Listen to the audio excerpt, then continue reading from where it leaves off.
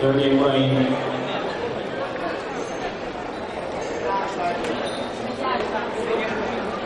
Ez a legjobb sül, szélesen világos. Sülhetben, vagy akár nyáson. Mert akik ebből lesznek, az mind sokáig élnek. Őseink is ebből lettek olyan végek. Hogy konyhákra senki, de senki rosszat nem mondjon, és a fényes lakodalomba senki égen ne maradjon. Most egy egyesültet hoztam be sorjába. Szeretessék bátran, ez se menjen kárra. Tessék át vendégeim, átadom a tálat.